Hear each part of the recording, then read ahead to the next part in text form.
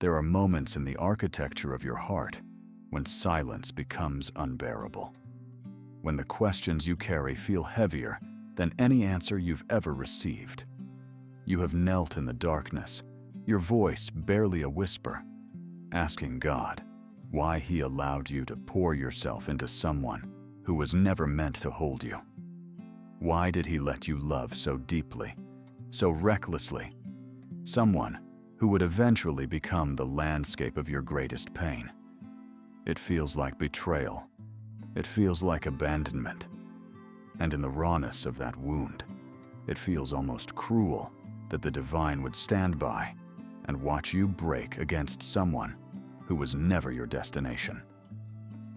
But what if I told you that the person you call a mistake was actually a mirror? What if the love that shattered you was not a punishment, but a careful unraveling of something far older than that relationship itself? What if God allowed you to love the wrong person first, because that was the only love strong enough to reach the parts of you that have been hiding since childhood? You see, the wrong person is not random.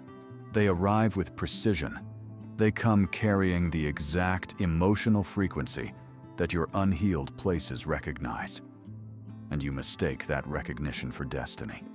You feel the pull, the chemistry, the undeniable sense that this person completes something inside you, and you call it love. But what you're actually feeling is resonance. You are being drawn not to wholeness, but to familiarity. And familiarity in the human heart often wears the face of our earliest wounds.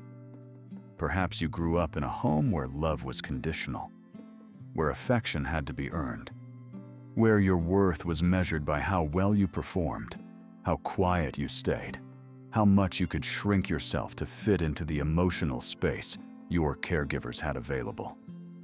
Perhaps you learned, very early, that love is something you chase, that it arrives in fragments, that you must work for it, beg for it, prove yourself worthy of receiving it.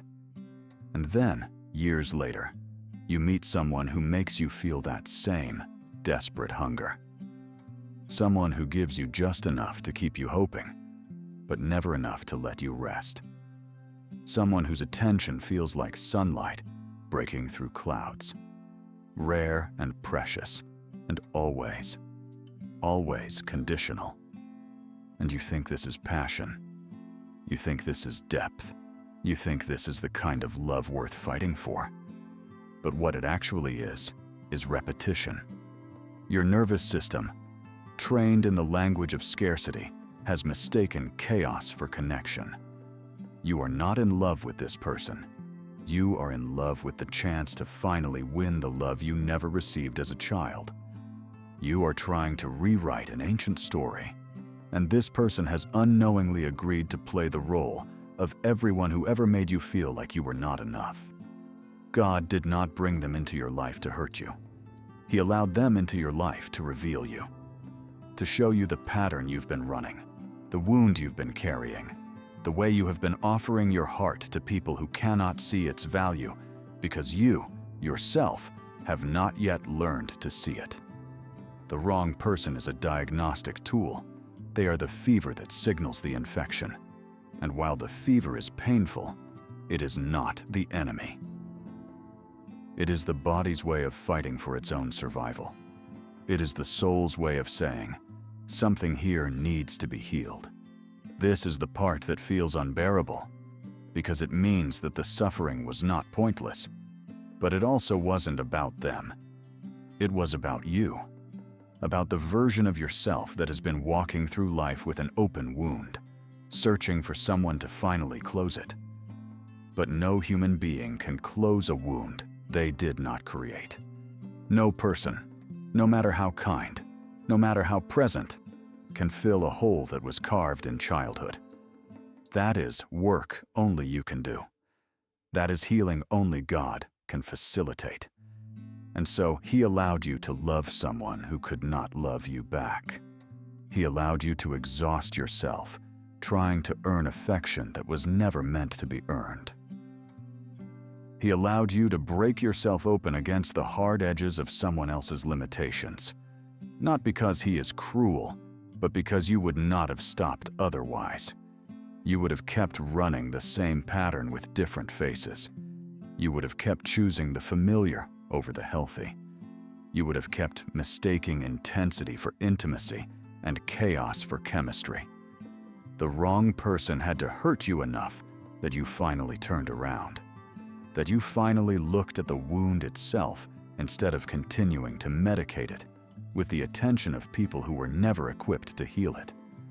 They had to disappoint you so thoroughly that you stopped searching outside yourself for the validation you have always deserved. They had to leave or betray you or reveal their true nature so that you would be forced to reckon with the truth. You have been looking for love in people who only know how to take. And here is where the story shifts. Here is where the pain begins to alchemize into something sacred. Because now, in the aftermath, you are awake. You are no longer operating on autopilot, repeating patterns you inherited, chasing love that mirrors your wounds. Now, you are standing in the rubble of what you thought was your future, and you are being asked a question you have never truly answered before. What do I actually deserve? Not what can I settle for? Not what am I willing to tolerate? Not what feels familiar enough to call home? But what do I, as a child of God, as a soul with infinite worth, actually deserve? And the answer, when you let yourself feel it fully, is devastating in its simplicity. You deserve to be chosen without having to prove yourself. You deserve to be loved without having to shrink. You deserve to rest in someone's presence without wondering when the other shoe will drop. You deserve consistency, tenderness, safety, and the kind of love that does not require you to abandon yourself in order to receive it. But you could not have known that before. You could not have believed it. Because belief is not built through words. It is built through experience. And the experience you needed was not the experience of being loved well. Not yet. First, you needed the experience of being loved poorly, so completely and undeniably poorly, that you could no longer lie to yourself about what you were accepting. You needed to feel the full weight of what it means to give your heart to someone who does not have the capacity to honor it. You needed to know in your bones that you will not die from being alone, that you will, in fact, suffocate if you stay in a love that requires you to become smaller. This is the gift of the wrong person. They taught you what you will no longer tolerate. They showed you the cost of ignoring your intuition, of silencing your inner voice, of convincing yourself that love is supposed to hurt this much. And now, on the other side of that pain, you are different. You are not broken. You are refined. The parts of you that used to accept crumbs have been burned away. The parts of you that believed you had to earn love have been dismantled. What remains is something raw, something true, something that finally knows its own value. And God has been waiting for this. He has been waiting for you to stop searching for yourself in the eyes of people who cannot see you. He has been waiting for you to come home to the truth that you are already whole, already enough, already worthy of the kind of love that does not require you to beg for it. The wrong person was never your destination. They were your initiation. They were the fire that purified your understanding of what love actually is. Because here is what you know now, in a way you could not have known before. Real love is quiet. It does not announce itself with chaos or intensity. It does not demand that you prove yourself or perform or sacrifice your peace just to keep it. Real love is steady. It is consistent. It shows up. It stays. And the version of you that fell for the wrong person would have found that kind of love boring. You would have mistaken its stability for a lack of passion. You would have searched for drama because drama felt like connection. But now, after everything, you understand. Peace is not the absence of love. Peace is the presence of real love, and you are finally ready to recognize it. The wrong person did not steal your future. They cleared the path to it. They removed the illusions you were carrying, the fantasies you were clinging to, the false beliefs about love that were keeping you trapped in cycles of pain. They hurt you? Yes. But in hurting you, they also freed you.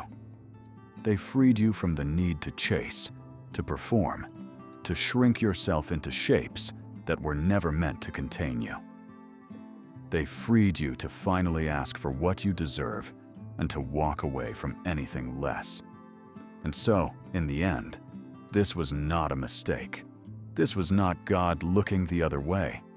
This was God trusting you enough to let you walk through the fire, knowing that you would emerge on the other side, not destroyed, but transformed. Knowing that the person who loved the wrong person first would eventually become the person who recognizes the right love when it arrives. Because you will. You will know it by its peace. You will know it by the way it does not require you to lose yourself. You will know it by the way your nervous system finally relaxes in someone's presence, because you are not waiting for the abandonment you have come to expect.